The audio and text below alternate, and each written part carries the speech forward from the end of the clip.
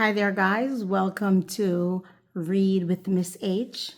So this is a brand new channel, and I'm starting off with The Necklace, one of my favorite stories. It's older. So this story will basically be just a listening.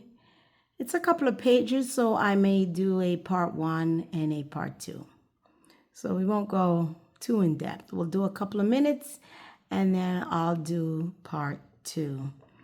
So please, if you like listening to stories, sometimes stories without pictures, please subscribe, give a like, share the channel. So the first story I'm going to embark on is The Necklace. And I really like this story when I was a kid. So I found it again and I wanted to read some of it. I'm going to be reading a few of my favorites. Hopefully I could find them. And then we can go into picture books. But for now, we're just going to stick to these oldies but goodies. And if you know of a really good old story, don't forget to comment below the title. And maybe I could find it. And maybe I could read it and enjoy. So, The Necklace by Guy de Maupassant.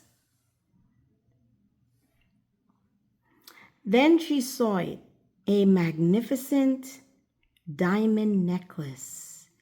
Her heart began to pound with desire. Her hand shook as she held it. She was a pretty and charming young woman, but her family was very poor. She had no way of being known or loved by any rich or famous man. And so she married a clerk at the Ministry of Education. She dressed plainly because she could not afford better. This made her very unhappy, though, because she thought she deserved better. She suffered all the time, for she felt she was born for the good things in life. She hated the place where she lived. She hated the dull walls and the worn-out curtains and chairs. She hated the housekeeper who helped her with the work. But even this gave her no pleasure. She longed for large rooms filled with fine carpets and expensive furniture. Who wouldn't? While she ate stew with her husband, she dreamed of delicious dinners served on beautiful dishes. She wished for shining silverware and lovely tablecloths. These were the things that she loved. She felt she was made for them, but had been cheated by life. She had a friend, an old schoolmate, who was rich.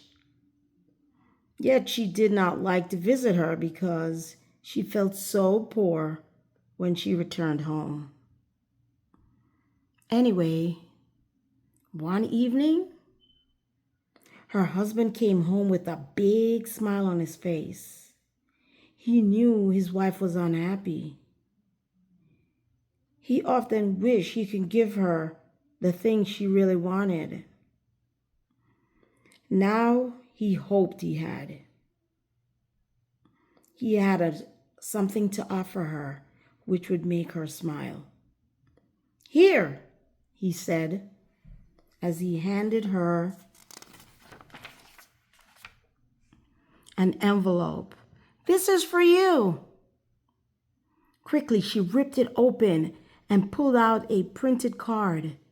It said, "The Minister of Public Education requests the honor of your presence at the Ministry of Education Annual Ball on Monday evening, January 18th. Instead of being delightful, as her husband had hoped, she threw the invitation on the table. "What do you want me to do with this?" she cried angrily. "But my dear, I thought you would be glad. You never go out, and this is such a fine occasion. I had a lot of trouble getting it. Everyone wants to go, and they don't invite many clerks. All the important people will be there. She looked at him and said sharply, "And what do you expect me to wear?" He had not thought of that. Why? The dress you wore to the theater. It looks very pretty to me. He stopped suddenly, seeing that his wife was beginning to cry. Two large tears ran down from the corners of her eyes to the corners of her mouth. He asked, "What's the matter? What's the matter?" She tried hard to calm herself, whipping out her handkerchief and wiping her wet cheeks.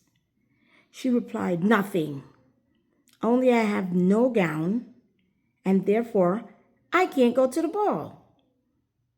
Give your card to some friend whose wife has more clothes."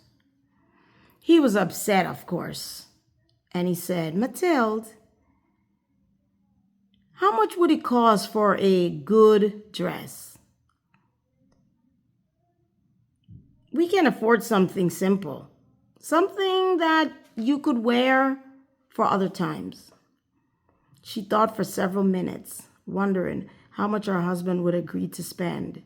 Finally, she replied slowly, "I don't know exactly. But I think I could do it with 400 francs, aka dollars." He grew a little pale. He was setting aside just that amount of money to buy a gun. He planned to treat himself to a hunting trip soon with friends. But he said, "All right, fine. I'll give you the $400. Buy yourself something pretty." The day of the ball arrived. Madame Louise's splendid new dress had been purchased. Yet she still seemed sad and uneasy. "What is the matter now? You've been acting so strangely these last 3 days," her husband asked. "It's just that I don't have a single piece of jewelry, not even a stone, to wear. Nothing. I shall look a sight. I'd almost rather not go." Can you believe this, girl? "You could wear flowers," he suggested. "They're in style at this time of the year. For 10 francs, you can get 2 or 3. Some beautiful roses." "No," she said. "There's nothing more embarrassing than to look poor among people who are rich." "How silly we are," he answered. Suddenly, "Go and see your friend, Madame Forrester, and ask her to lend you some jewels. You know her well." "That's true," she cried with joy. "I hadn't thought of that. The next day, she swallowed up her pride and went to her friend's house. But she did not need to feel ashamed. Her good friend, Madame Forrester, was happy to see her again. Taking out a large jewelry box, she opened it and offered it to Madame Louise. "Choose any, my dear, whatever you like," she said. The box was filled with bracelets, pearls, necklaces, and pins made of gold. Madame Louise liked them all, one after the other. She could not make up her mind. "Haven't you any more?" she kept asking. Yes, look. I don't know what you like." Then she saw it, a magnificent diamond necklace. Her heart began to pound with desire. Her hand shook as she held it. She fastened it around her neck.